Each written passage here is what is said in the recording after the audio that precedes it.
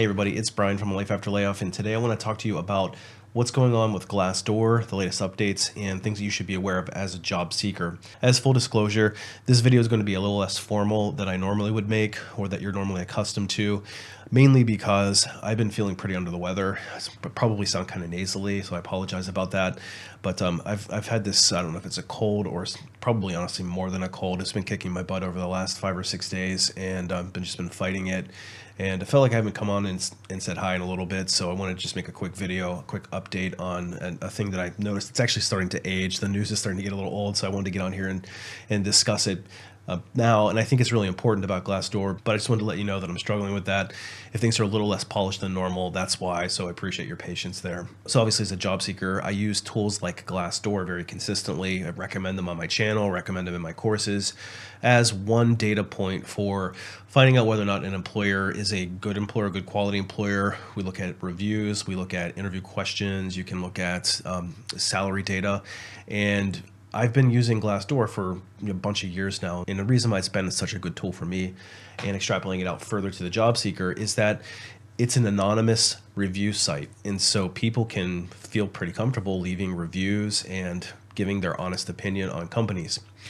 Now, some people will say, well, Glassdoor is full of a bunch of fake reviews. Companies do load down reviews with fake positive reviews. So you got to be careful and mindful of that.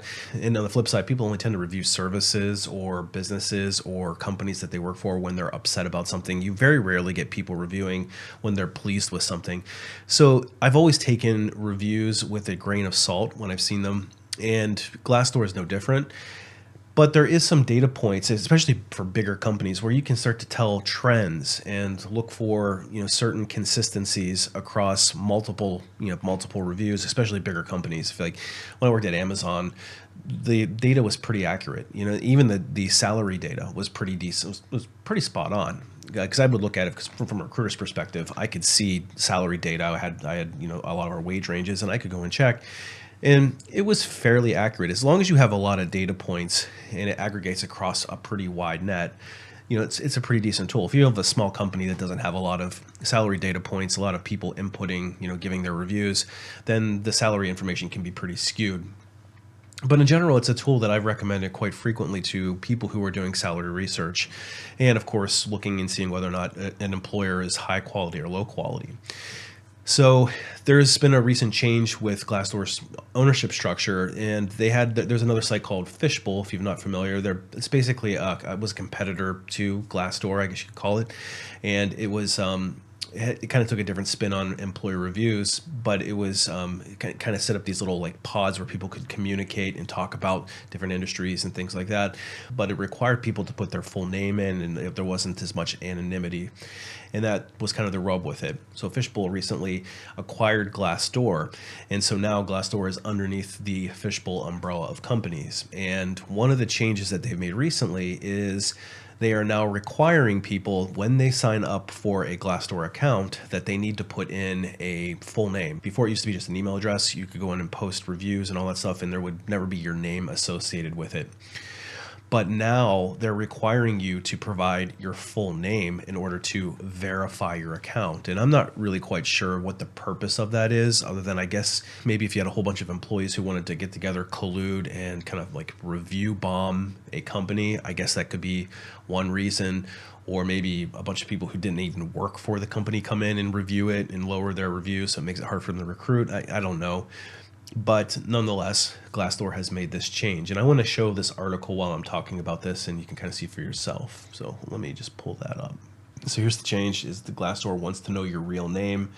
And the reason why that can cause a lot of heartburn for some people is because now suddenly there's a chance that your employer could find out your name, and suddenly it's no longer anonymous. And Glassdoor has, of course, said, well, that's not the case. We're not going to disclose your name. The only time your name would get disclosed is if you decided to share it with people.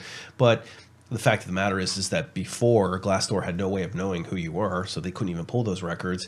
But now, because your name is required, your full legal name is, now they have record of it. And so in theory, they could share it with the employer. So that's kind of been the big stink. So what impact does that have on the Glassdoor service, and how valid that data will become?